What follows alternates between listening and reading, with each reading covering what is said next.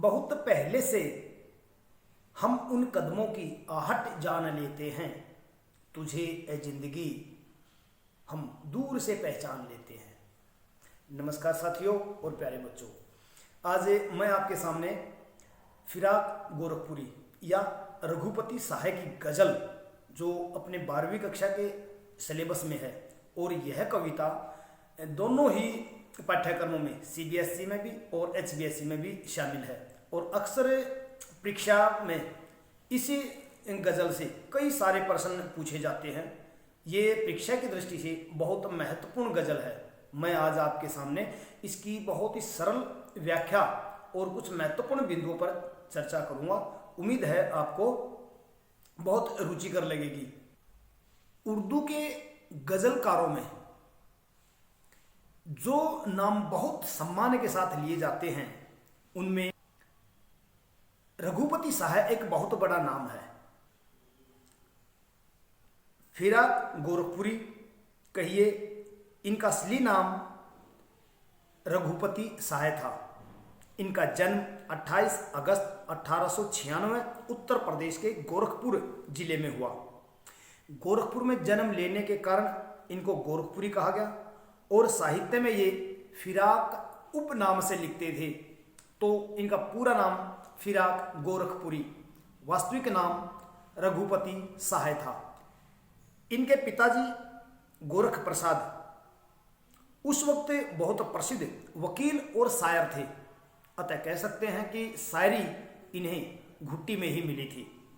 उसके बाद ये स्वाधीनता के आंदोलन में कूद पड़े और अनेक बार जेल यात्राएं की। गांधी से एक अच्छे खासे प्रभावित थे। 1930 से 1959 तक इन्होंने अध्यापन किया। अंग्रेजी विषय पढ़ाते थे, लेकिन शेर व शायरी या कविता वो अपनी उर्दू में करते थे। इनकी जो प्रमुख रचनाएं हैं, गुले नगमा, बज़्म जिंदगी, रंगे शायरी, उर्दू गज़ल गोई और रूहे कायनात। अगर हम सम्मान की बात करें तो उर्दू भाषा का जो पहला ज्ञानपीठ पुरस्कार है, वो इनके संपूर्ण साहित्य को लेकर ज्ञानपीठ पुरस्कार इन्हें मिला।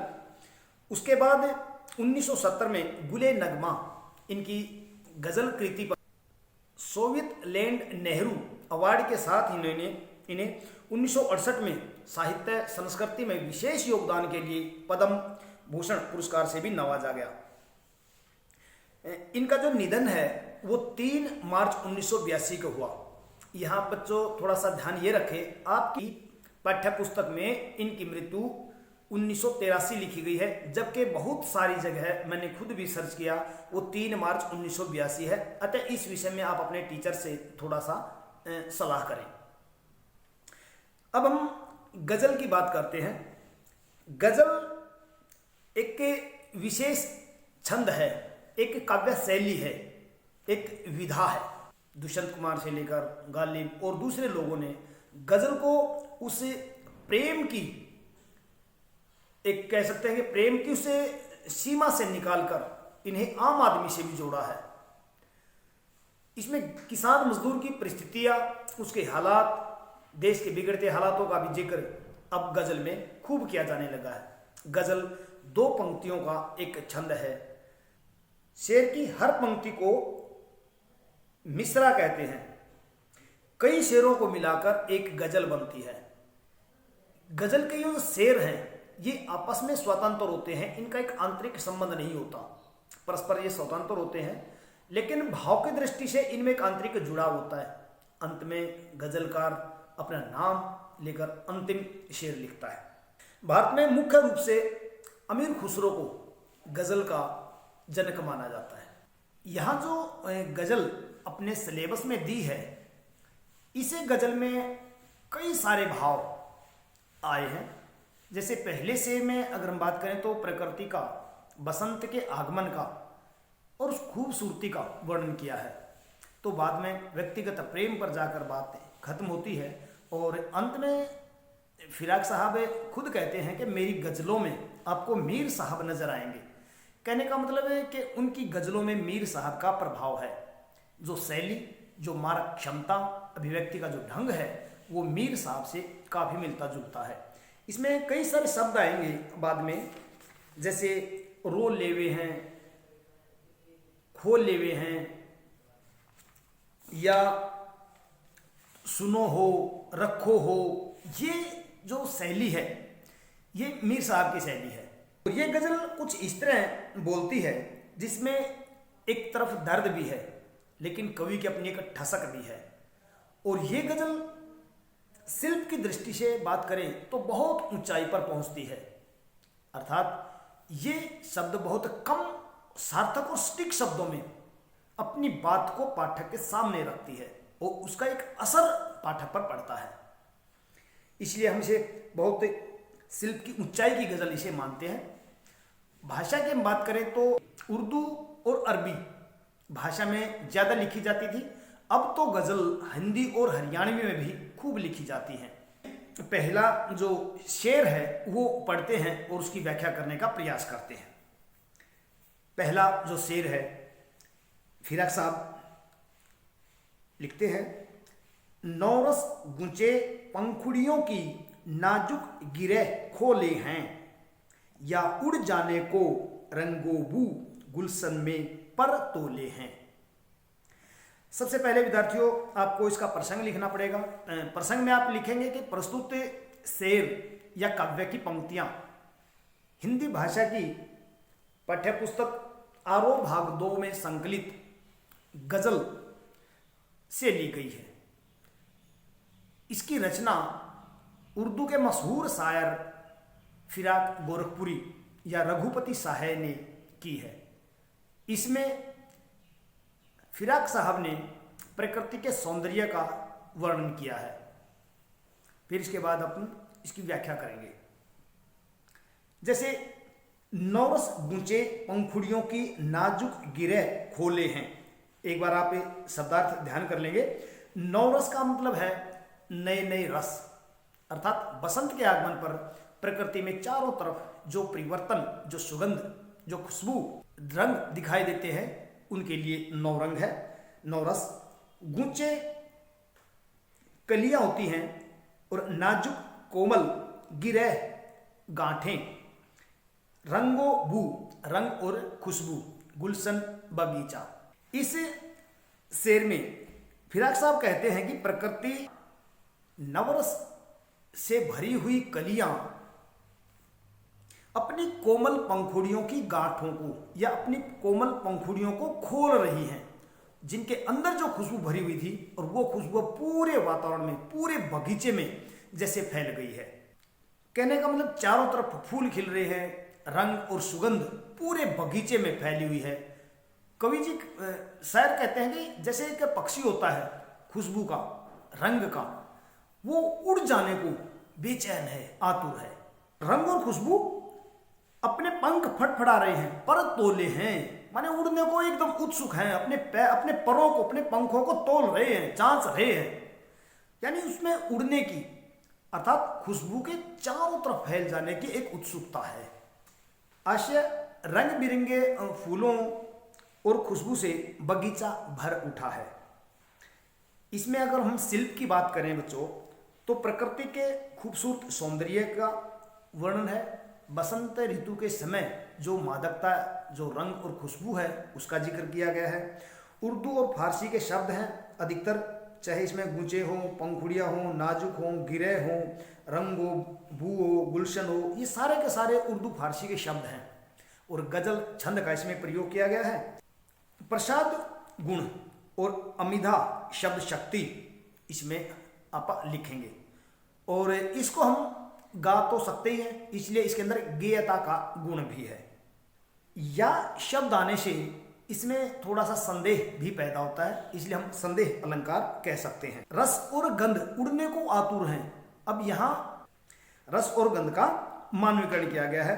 अनुप्रास अलंकार भी इसे शेर में है।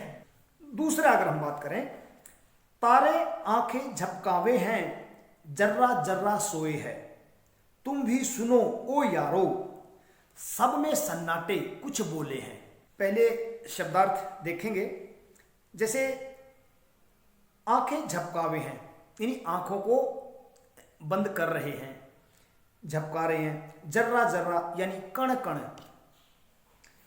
यारो, दोस्तों, ये संबोधन किया है।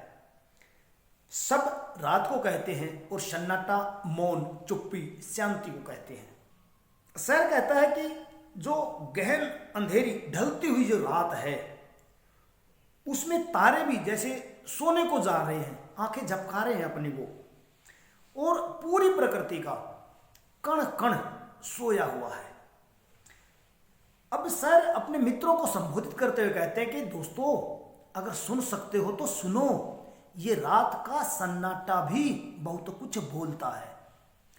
वास्तव में कवि को या शायर को अपने प्रेम की याद आ रही है, अपनी प्रेमिका की याद आ रही है, और वो व्यक्ति उस रात के सन्नाटे में, उस नीरव शांति में ही उस प्रेम को महसूस कर सकता है, उसे अनुभूत कर सकता है, उस पीड़ा को याद कर सकता है। और वैसे भी रात के एकांत सन्नाटे में प्रेमी लोगों को अपने प्रेम की, अपनी प्रेमिका की ज्यादा याद आती है, इसलिए वो उस सन्नाटे में भी उस प्रेम की आहट को सुन रहा है, और साथ में औरों को भी कह रहा है कि सुन सकते हो तो सुनो, ये जो सब का सन्नाटा है, रात का सन्नाटा है, बहुत कुछ बोल रहा है।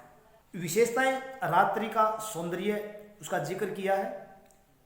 गजल शैली है। हाँ, यहाँ तारों का मानवीकरण किया गया है। तारे आंखें झपकावे हैं, ये मानवीकरण अलंकार है। दूसरी ओर देखिए, सन्नाटा बोलता है, इसका मतलब विरोध है, चुप्पी बोल रही है, तो यहाँ विरोधाभास अलंकार भी कहेंगे। कण कण, दो बार कण शब्द आया तो पुनरुक्ति प्रकाश अलंकार है। यारो, कवि ने अपने मित्रों को संबोधित किया है, यानी संबोधन शैली इसमें लिखी है, और गेयता का गुण इसमें है। हम हो या किस्मत हो हमारी दोनों ही, एक ही काम मिला है।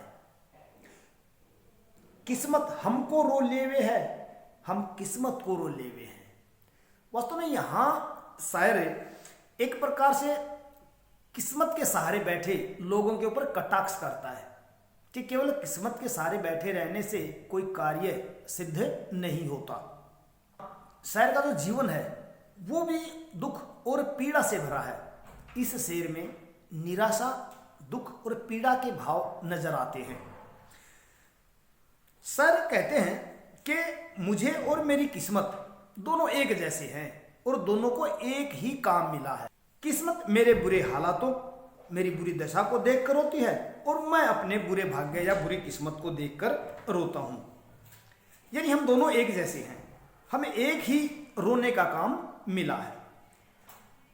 अर्थ यह है कि मेरा जीवन दुख और पीड़ाओं से, निराशाओं से और बुरे भाग्य से भरा हुआ है। हम इसमें विशेष की बात करें तो शेर में दुख और निराशा के भाव है, और कहीं कहीं यह भी पता चलता है कि किस्मत के सहारे नहीं बैठाना चाहिए, व्यक्ति को पुरुषार्थ, परिश्रम करना चाहिए।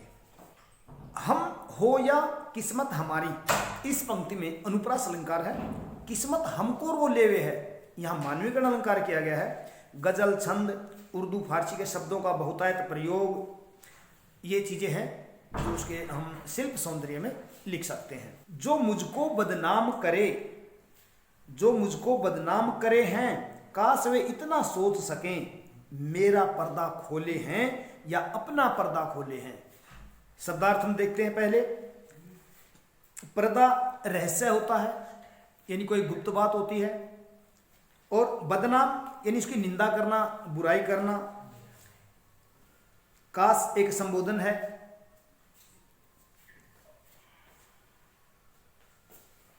तो शायर कहते हैं, उन लोगों पर कटाक्ष करते हैं यहाँ फिराक साहब, जो दूसरे लोगों की निंदा करते हैं, बुराई करते हैं। वो लोग मुझे बदनाम करना चाहते हैं, मेरी बदनामी कर रहे हैं, मेरी बुराई कर रहे हैं। काश वो खुद अपने बारे में सोचें, मेरी बुराई करने से पहले वो अपने बारे में सोचें, क्योंकि वे मेरी बुराई करके, मेरे रहस्यों से पर्दा उठाकर वो खुद ही अपनी बुराइयां उजागर कर रहे हैं। क्योंकि निंदा करने वाला भी निंदा का ही पात्र होता है। चाहे यानी मेरे रहस्य खोलने की बजाय वो अपने ही रहस्य, अपने ही जो गुप्त भेद हैं वो लोगों के सामने उजागर कर रहे हैं। तो ऐसे लोगों को सावधान किया है फिराक साहब ने। निंदा या बदनामी करने वाला खुद भी निंदा का पात्र होता है। विशेषताएं इसकी भी वही रहेंगी। ये कीमत भी अदा करे हैं, ये कीमत भी अदा करे हैं, हम बदुरुस्ती ए ओसो हवास, तेरा सौदा करने वाले दीवाना भी हो ले हैं। ये शब्दार्थ देखेंगे। कीमत मूल्य चुकाना होता है, कीमत देना, जैसे अदा करना, बदले में देना। बदुरुस्ती यानी बहुत अच्छी प्रकार से, ए होशो आवास यानी बहुत अच्छी प्रकार से, पूरे होश और आवास में, सूझबूझ से, विवेक से। सौदा करना यानी बदले में कुछ देना, और दीवाना पागल या मतवाले को कहते हैं। यहाँ को भी यह शायर कहते हैं कि हमने जो प्रेम किया है वो पूरे होश और आवास में आकर ऐसा किया है, और उसके बदले में हम उसकी कीमत भी चुका रहे हैं। दुख भोगकर, पीड़ा भोगकर, विरह की यातना सहकर वो हम उसकी कीमत अदा कर रहे हैं। तेरा सौदा करने वाले दीवाना भी हो लेवे है। कवि जी कहते हैं कि हमने जो प्रेम किया है उसके बदले में हमें दीवाना और पागल भी होना पड़ रहा है। हम पागल जैसे हो गए हैं, तो ये हम उसकी कीमत भी अदा कर रहे हैं उस प्रेम की। इसमें जो विशेषता रहेंगी वो लगभग वही विशेषता रहेंगी जैसे उर्दू और फारसी शब्दों का बहुतायत प्रयोग, गज़ल छंद का प्रयोग, और यहाँ हम कह सकते हैं कि प्रेम का श्रृंगार चित्रण है तो माधुर्य गुण इसमें रहेगा, और अनुप्रास अलंकार इसमें रहेगा। ये काफ़ी चीज़ें पहले वाले शेरों से इसकी जो विशेषताएं हैं वो मिलती हैं। तेरे गम का पासे अदब है, तेरे गम का पासे अदब है, कुछ दुनिया का ख्याल भी, सबसे छिपा के दर्द के मारे, चुपके चुपके रो लेवे हैं। पहले शब्दार्थ हम देखेंगे। गम दुख होता है, पाशे अदब एक शिष्टाचार, एक मर्यादा, एक आदर सम्मान का भाव है, और दुनिया का ख्याल यानी सामाजिक मर्यादा, चुपके चुपके यानी अकेले छुपकर। शायर अपनी प्रेमिका को संबोधित करते हुए कहते हैं कि तुमसे प्रेम करने के कारण हमें बहुत दुख और पीड़ा है। उसकी कीमत हमने अदा की है, लेकिन हम उस दुख और पीड़ा का सम्मान करते हैं, उसका आदर करते हैं। लेकिन मुझे सामाजिक मर्यादाओं का भी ध्यान रखना पड़ता है, दुनियादारी को भी देखना पड़ता है। मैं अपने प्रेम को यूं सरेआम बदनाम नहीं होने दे सकता, इसलिए मैं अपने प्रेम को सबके सामने खुलेआम प्रकट नहीं कर सकता, और मैं अपने दुख को, अपने प्रेम की पीड़ा को छुपाकर अकेले में चुपचाप रो लेता हूँ, क्योंकि वो नहीं चाहता कि दुनिया के सामने उस प्रेम की, उस प्रेमिका की बदनामी हो, इसलिए वो उस चीज़ को गुप्त रखता है। अपने प्रेम की पीड़ा को अकेले में ही जब्त कर जाता है और चुप चुप कर अकेला ही वो रोता रहता है। यानी वो प्रेम की पीड़ा को अपने अंदर छुपाए हुए है ताकि वो बदनाम ना हो, उसकी जग में हंसाई ना हो। ये चीज़ें हैं। अब देखिए वियोग श्रृंगार का बड़ा सुंदर वर्णन किया है, तो माधुर्य गुण के साथ आता है। इसके साथ ही चुपके चुपके में पुनरुक्ति प्रकाश अलंकार, गजल छंद। फितरत का कायम है तवाजुन, आलमे हुस्नो इश्क में भी उसको उतना ही पाते हैं खुद को जितना खोले हैं। शब्दार्थ थोड़ा ध्यान करेंगे। फितरत जैसे कहते हैं वे आदत या स्वभाव, तवाजुन संतुलन को कहते हैं, आलमे हुस्नो इश्क यानी प्रेम और सौंदर्य का जो आलम है, जो परिवेश है। शायर कहते हैं कि रूप सौंदर्य, प्रेम और सुंदरता के बीच में हमेशा से एक संतुलन रहा है। यह प्रकृति का एक नियम है। शायर जी कहते हैं कि प्रेम रूप सौंदर्य के बीच में हमेशा से संतुलन रहा है, और प्रेम को पाने के लिए उसमें डूबना पड़ता है। प्रेम के प्रति समर्पण होगा उतना ही प्रेम ज्यादा होगा, प्रेम की प्राप्ति उतनी ही ज्यादा होगी, आपसे विश्वास ज्यादा होगा। तो डूबकर पाना ये प्रेम की विशेषता है। यानी प्रेम और सौंदर्य के प्रति हम जितने समर्पित होंगे उतना ही अधिक प्रेम हम पाएंगे। अर्थात प्रेम में समर्पण और पूरी तरह समर्पण बहुत जरूरी है।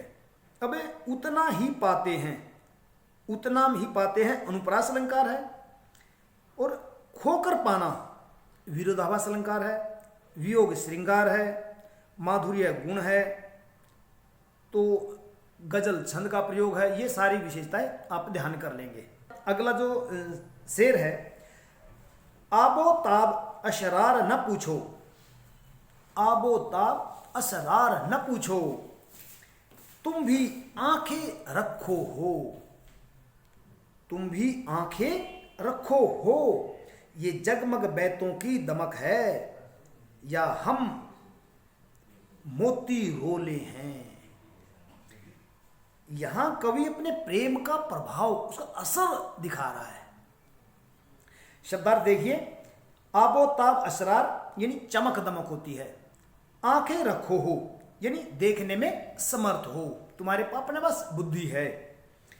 बैंतों जो शब्द आया है वो शेरों के लिए आया है, यानी बैंत शेर को कहा है, और मोती रोले हैं यानी आंसुओं के मोती। अपनी प्रेमिका को संबोधित करते हुए कहते हैं कि मेरी शायरी में जो सुंदरता है, जो प्रभाव है, जो असर है, उसकी तुम केवल बाहरी चमक दमक मत देखो, उस पर ध्यान मत दो। आबो ताब असरार न पूछो यानी उसकी बाहरी जो चमक दमक है उसको मत देखो। तुम भी आंखें रखे हो कि असलियत तो तुम भी जानते हो, देखने में समर्थ हो तुम, बुद्धि है तुम्हारे पास, उसकी सुंदरता का असली कारक क्या है ये जानने का प्रयास करो। वो कह रहा है कि केवल चमक दमक मत देखो। ये बैंत, ये जगमग बैंतों की दमक है कि ये जो सुंदरता है मेरी गजल की, ये मेरे शेरों के कारण है। और ये शेर कहां से पैदा होते हैं? जब मैं अपने आंसुओं के मोती रोता हूं तब इन गजलों में वो सुंदरता, वो भावुकता, वो संवेदना पैदा होती है। यानी प्रेम की जो पीड़ा है, वियोग का जो दर्द है, उसके कारण मेरे शेर, मेरी गजल इतनी प्रभावी, इतनी सुंदर और इतनी आकर्षक बनी है।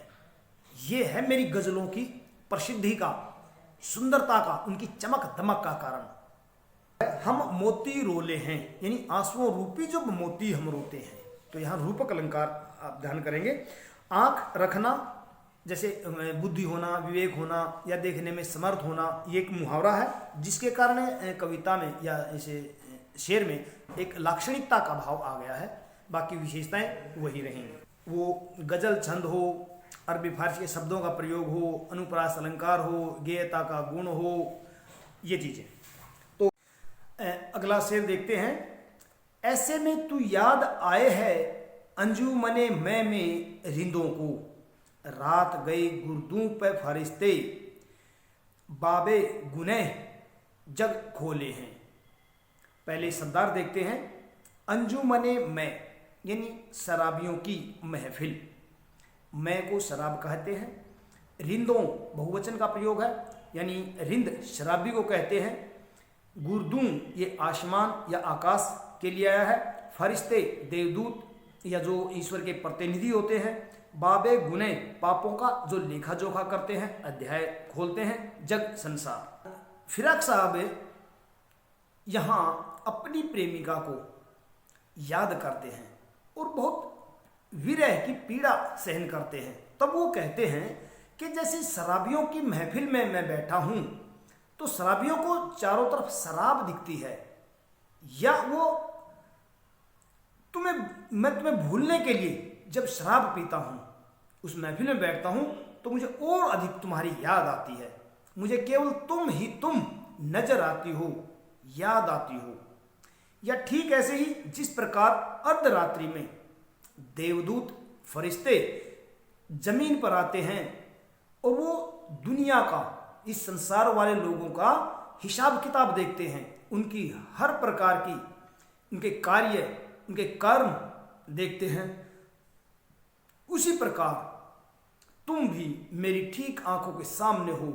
मुझे वो तुम्हारी पिछली सारी चीजें याद आ रही हैं और भुलाने पर भी वो चीजें मैं भूल नहीं पा रहा हूं। वो प्रेम की पीड़ा मुझे बार बार तुम्हारी याद दिला रही है। तो यहां अगर हम शिल्प की बात करें तो विरह अवस्था का वर्णन इसमें किया है, वियोग श्रृंगार का प्रयोग है और माधुर्य गुण इसमें है, भाषा वही रहेगी। और यहां देखिए शराबियों की महफिल का या अध्याय को देखने का ये एक दृश्य है, जैसे दृश्य बिंब हमारे सामने आता है और अपनी बात कहने की जो शैली है वो बहुत ही भावपूर्ण है।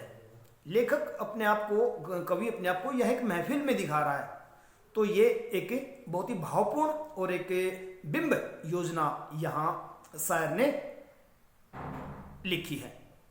आखिरी शेर पढ़ते हैं, आखिरी शेर। सदके फिराक एजाजे सुखन कैसे उड़ा ली ये आवाज, इन गजलों के पर्दों में भी तो मीर की गजलें बोले हैं। फिराक साहब यहाँ थोड़ी आत्म प्रशंसा या अपनी गजलों के बारे में कहते हैं कि लोग मुझसे पूछते हैं। चलिए पहले इसके शब्दार्थ देखते हैं। सदके, सदके जाना होता है कुर्बान होना, न्योछावर करना, और एजाजे सुखन कविता का जो सौंदर्य है, काव्य का जो सौंदर्य है, और उड़ा ली है आवाजें, उड़ा लेना जैसे चोरी कर लेना होता है। पर्दे का मतलब पीछे या रहस्य, लेकिन यहां गजलों के पर्दे अर्थात गजलों के पीछे जो शब्द हैं ये वो भाव है। और मीर यहाँ बहुत सम्मानित एक शायर हैं, इनसे जो पहले रहे हैं मीर तकी मीर, उनके लिए आया है। शायर कहते हैं कि लोग मुझसे पूछते हैं कि फिराक साहब इतनी जो सुंदर आवाज है, गजलों का जो इतना सुंदर एहसास है, ये आपने कहाँ से उड़ा लिया, कहाँ से चोरी कर लिया? तुम्हारी गजलों के ऊपर न्योछावर हैं, हम सदके जाते हैं तुम्हारी गजलों पर ये बताइए जरा आप। तब वो कहते हैं कि मेरी इन गजलों के पीछे मीर साहब का प्रभाव है, मेरी शैली मीर साहब से मिलती जुलती है, इसीलिए इसमें वो असर, वो तासीर मेरी गजलों की है। यानी मेरी गजलों के पीछे मीर साहब की प्रेरणा है। विशेषताएं तो वही रहेंगी लगभग। उड़ा लेना मुहावरा चोरी करना होता है, तो लाक्षणिकता यहां आ गई। तो प्यारे बच्चों, मैंने आपके सामने फिराक गोरखपुरी शाह की इस गजल को बहुत ही सहज सरल शब्दों में उसकी विशेषताओं सहित, चाहे वो भाव की हो या शिल्प की, मैंने आपके सामने रखने का प्रयास किया है। आपको मेरा ये प्रयास कैसा लगा, इस विषय में आप अपनी राय कमेंट बॉक्स में जरूर दें। दूसरी बात है, इस वीडियो का आप अधिक से अधिक सदुपयोग करें, इसे अपने मित्रों में शेयर करें। जो भी आपके मित्र कक्षा 12 में पढ़ते हैं या गजल सुनने के शौकीन हैं, उनके पास इसे शेयर करें, क्योंकि ये गजल परीक्षा की दृष्टि से बहुत महत्वपूर्ण है। जब आप इस गजल को बड़ी सहजता से और पूरी गजल को सुनेंगे तो इसमें बहुत सारे प्रश्न ऐसे सामने आएंगे जो एक एक नंबर की दृष्टि से बहुत महत्वपूर्ण है। और कई बार तो परीक्षा में 2 शेर उनकी सप्रसंग व्याख्या भी परीक्षा में पूछी जाती है, या कभी कभी एक शेर तो उसकी शिल्प सौंदर्य उसमें पूछ लिया जाता है। तो 5 नंबर में भी और 3 नंबर में भी और 1-1 नंबर में भी ये गजल बहुत महत्वपूर्ण है। अतः मेरा यही प्रयास है कि आप ज़्यादा से ज़्यादा इसका लाभ लें, इसका सदुपयोग करें, अपने मित्रों को शेयर करें और अपने चैनल को भी लाइक, शेयर और सब्सक्राइब करें। फिर मिलते हैं किसी अच्छी और नई वीडियो के साथ। नमस्कार।